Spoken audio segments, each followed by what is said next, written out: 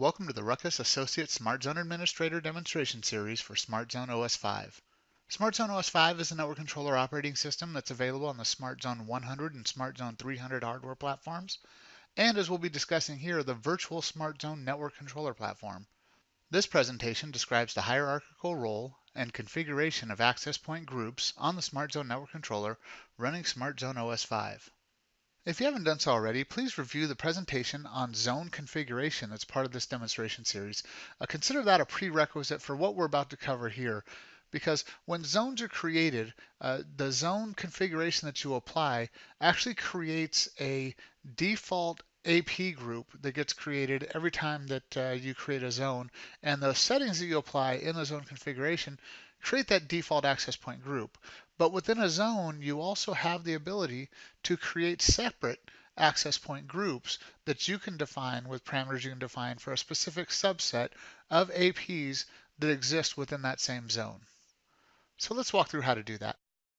Now we'll come over here to my SmartZone network controller. We'll go to access points. And once we're in access points, we can see our different domains and zones that exist here. I have a partner domain with a subdomain defined underneath it, and my partner zone. And as I expand this, you see there's a default access point group.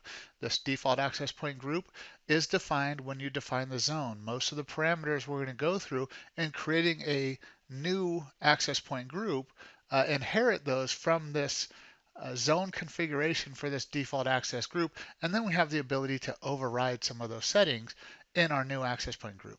So let's take a look at that.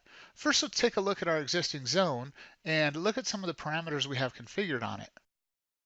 Now, as this comes up, we can see some information particular to the whole zone, and therefore to the default access point group. We have some location information, GPS coordinates, and as we scroll down here, several other configuration options that we are going to be able to have an opportunity to override when we create our own access point group. We have radio options that we can deviate from, and just pay attention to some of the radio options we have here, because what we're going to see when we create our new access point group is that it's going to inherit the changes or inherit the settings we have defined here. So let's go ahead and make a change here just so that I can emphasize that for you.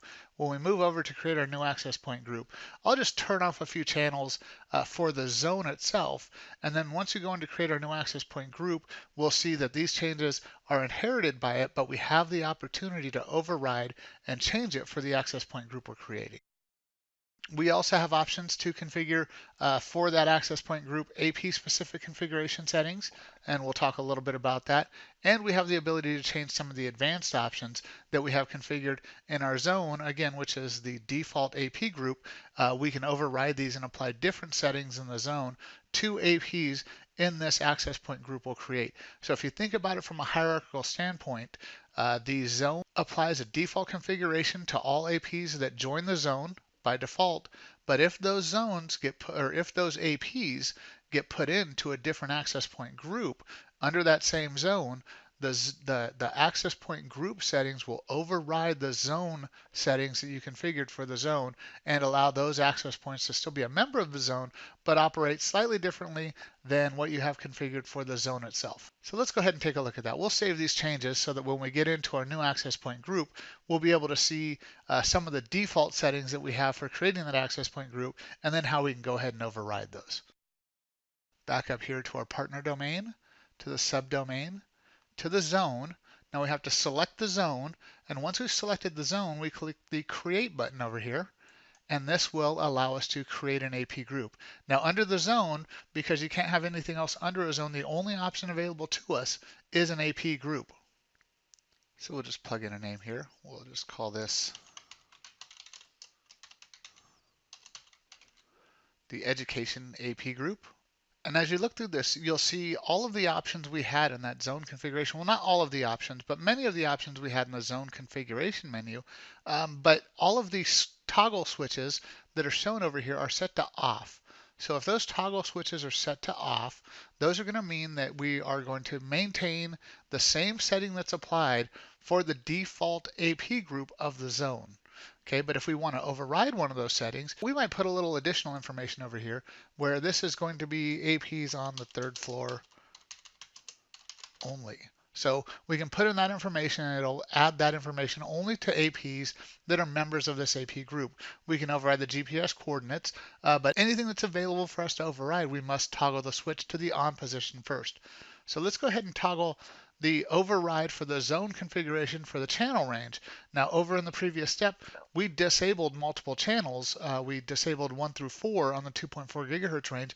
We can enable them on this AP and say disable these other 4 channels at the high end. Not necessarily something you really want to be doing, but just showing you the functionality we have to actually override settings that are inherited from the default AP group as a member of the zone. So these are all the same settings. There's not really anything new or different here. We can, again, override. We had cell sizing disabled at the zone level, so we can enable it here on the 2.4 gigahertz range, and we can enable it here on the 5 gigahertz range, just for APs that are part of this AP group. And other settings in here are, of course, AP Snmp options, where we can override the zone's configuration for Snmp. We can override the zone's configuration for AP specific configuration, and with these we can actually select a specific AP model, say the R500, and we can set up manual settings for these. So maybe in this location we want to disable the status LEDs on these APs, maybe because of where they're located, there's no use to have them enabled, or we don't want people to see them and know that they're APs. There could be several reasons of why we might do this, but this is an option available to us, and this would only affect R500 APs in this AP group. We can also make changes to other AP types in this AP group as well. Now we can go down here to advanced options, and these are all the same advanced options that we had under the zone configuration, which again is the configuration of the default AP group that we saw in there. So we can modify those here. We can turn on some different configurations for the AP management VLAN, all of the auto channel selection. Now I'm not going to go through what each of these options are because those were covered in the zone configuration presentation that's part of the series. So that's why that's a prerequisite to view before viewing this particular demonstration here. But we have the ability to override all of these different settings that are available that were configured under the zone. So we'll say OK here. And now it'll save this configuration. It'll create our new AP group. And if we look in our hierarchy here under our partner domain, subdomain, and the zone, now we have 2 access point groups. We have the default group and the education access point group.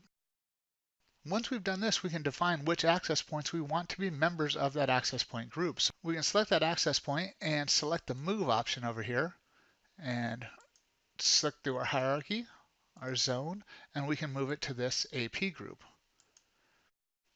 It'll ask us to confirm that we want to make this move for this one AP. You have the option to select multiple APs as well if I had some here.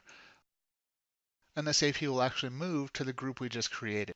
And once that change is completed, we can go over here and look at our education AP group. Click on that, and we can see now that this AP is a member of that education AP group. So, and actually we can go through and take a look at the configuration of this AP while we're here, and we can see some of the configuration capabilities of it. We can see the radio specific configuration. We've overridden the configuration of the zone, and we've overridden it by only using channels 1, 2, 3, 4, 5, 6, and 7. So those high-end channels we disabled are showing here, and they're showing they've been overridden. We can see all the other features we've overridden as well on the 2.4 gigahertz channel, and we can see which ones we've inherited. So it marks which things you've inherited from the zone default AP group, and then the things you've changed. And we can look over here at our model specific AP configuration. We set up an R500. We see edited there.